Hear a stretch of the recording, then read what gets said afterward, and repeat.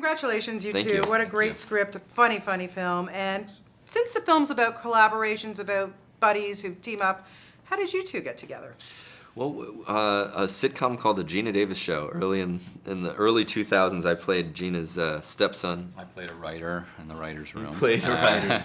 Not an actual writer, though. We just found, like, despite the age difference, we had the very same sensibility, and we liked the same movies. We laughed at the same things. And some years later, we sort of came up with this idea for a feature, which has not been made yet, but we sold it, and it got us our foot in the door. And then we had this movie called Horrible Bosses, which got made, and now this, and it's been a great collaboration. We're going to direct together next. And Yeah, so. we'll talk about that at the end, because Yeah, I'm very excited about that, because Vacation, truly one of my all-time faves. Yeah, But anyway, ours too. but I digress. Let's talk about this one for a bit. How did the idea for this come about? Were the two of you interested in magic? Absolutely. Yeah. I mean, if you're not very athletic when you're a kid, there are a couple things that you do, and one of them is generally go through a magic phase.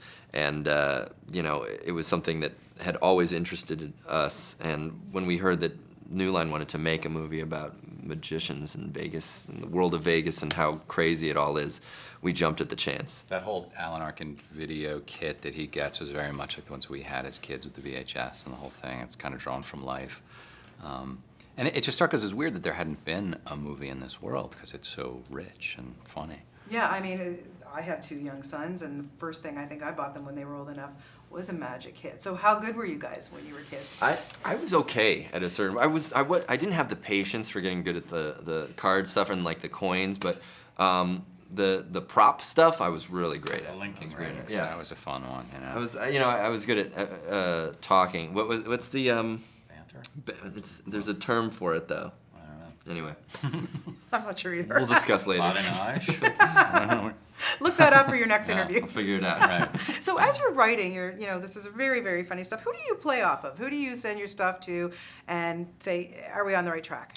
We do Just it each other. in-house. That's kind of the advantage of being having writing partner, is that like if one of us doesn't think it's funny, we know to fight. nip it in the bud before it's sending out to other people. We're always pretty much in the same room when we're writing, so that we do the dialogue out loud, and then we sort of can tell if we think it's as good as it's going to be, and then ultimately the studio weighs in, and the director weighs in, and your stars weigh in, and it's a whole collaborative thing. Yeah, well, especially when you have people. Well, first of all, do you think about who you want in the roles when you're writing? Sometimes, yeah. Sometimes I don't think we envisioned anyone for Burt, because we had no idea who was going to be interested in it. And so when we got these guys, the next step was to tailor it to their voice and do another draft. And I mean, we went through 13 drafts of this movie since we started on it 3.5 years ago. So it's been a long process. We're very glad that it's almost over. Yeah, almost. It's just beginning, you guys. But seriously, then you get, Steve Carell, Jim Carrey. Yeah. I mean, oh my goodness,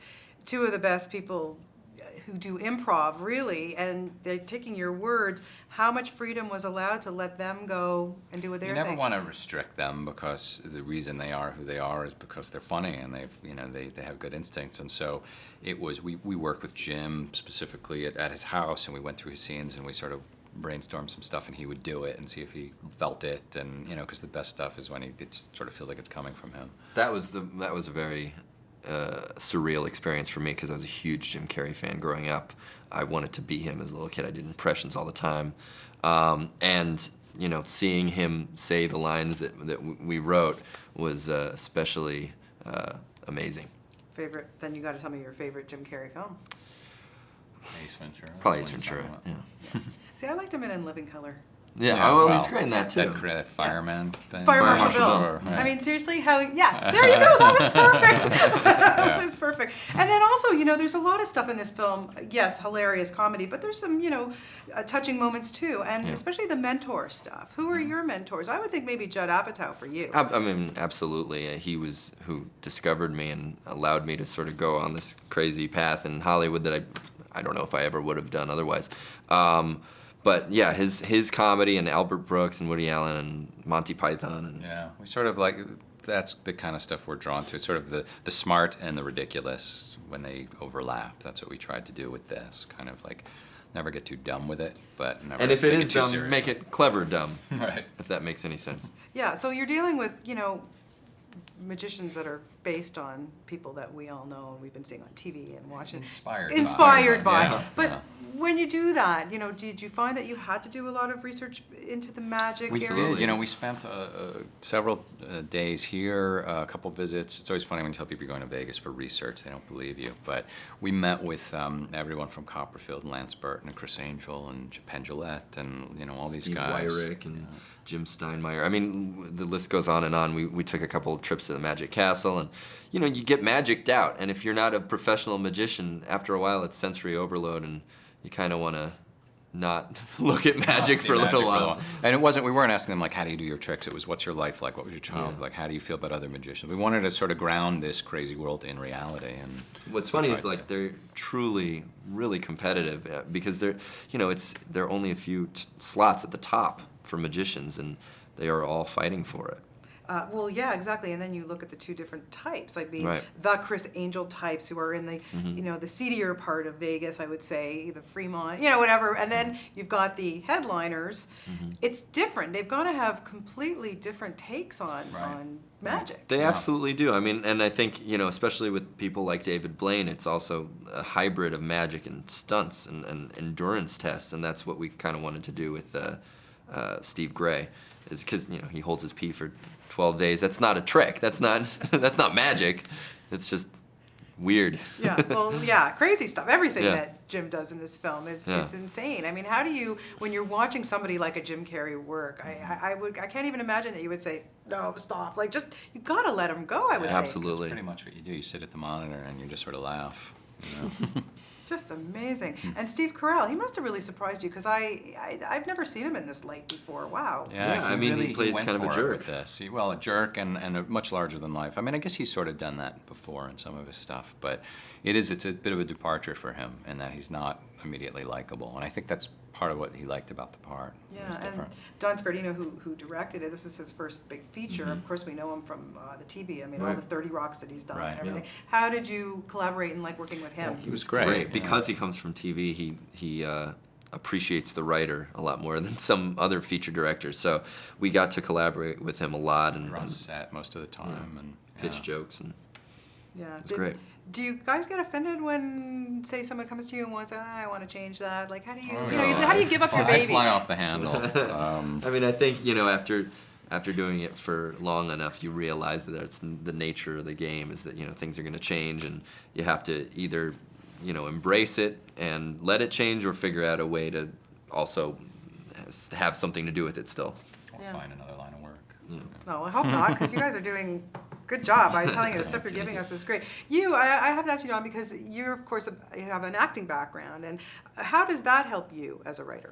It helps with the dialogue. I mean, when we write, we say things out loud, make it conversational, and you can tell what would work for an actor and what wouldn't. What else? I mean, I think just coming from an actor's perspective, you see how something could affect you personally and make it true to you, and that's what we tried to do.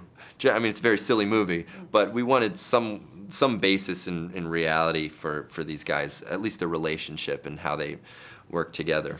Well, and you could probably feed off that from your own relationship, I would think. Yeah, absolutely. Exactly. Yeah, you're great friends. We were talking a little earlier about David Copperfield and having the opportunity to have him on board as the technical advisor. And we got to see his show last night, and I just came from his amazing museum, which I'm still pinching myself that I had the privilege to do that. What was it like to have access to a man like that? It's great. When the thing about writing a movie about a world like this is that it does give you access to some iconic guys like David Copperfield. He's very involved in the movie as a cameo, and it was really exciting. I mean, he came to set that first day when we were shooting the Hot Box on the Strip, and couldn't have been a nicer guy. It was really, it made it real for us. I think you're writing in the abstract, and then, here's David Copperfield coming to set to see the You got to do a tour of his warehouse, and he really is a larger-than-life character. Yeah, Yeah, truly amazing. You guys have a ton of stuff coming up. Cloudy with a Chance of Meatballs 2, which I'm really excited about because I loved it. What more food could fall out of the sky? Well, it's living food now. It's food animals. Yeah. So it's a It's whole kind of a new- take on Jurassic Park. They return to the island, and all these animals, or these food creatures, are sentient and roaming around. And there's a great new villain that Will Forte does the voice of. And Oh, amazing. What's it like to be able to go back and now, like it's a sequel, so Yeah. revisit the characters? Yeah, I mean, you know, we were such huge fans of the first one, and when we heard they were going to make a sequel, we were a little apprehensive because, you know, sometimes sequels don't work. But I think that this is definitely a natural next step to the story. Yeah, I can't wait for that. Okay, we need to touch on Vacation. I know you guys are just in the planning stages of that, but truly, I mean, seriously, I think I've seen that film, the original, 150,000 times. Nice. Right. So we're going to see Rusty, the premise is of Rusty grown up. So Yeah. tell me a little bit Ed of the... Helms is Ed Helms playing is Rusty. He's and- taking his family back to Wally World because he remembered it as being this amazing trip. He chose to forget all the terrible things that happened, the dead dog, and so we're really excited about it. I can't wait. That's amazing. It's just sad that John Candy isn't here to do that. Oh, I But know. you know what? Yeah. Best of luck to the two of you. Thank you. Great, great film. Very funny. And Thanks. pleasure getting a chance to talk to you Yeah, both. nice Thank you. talking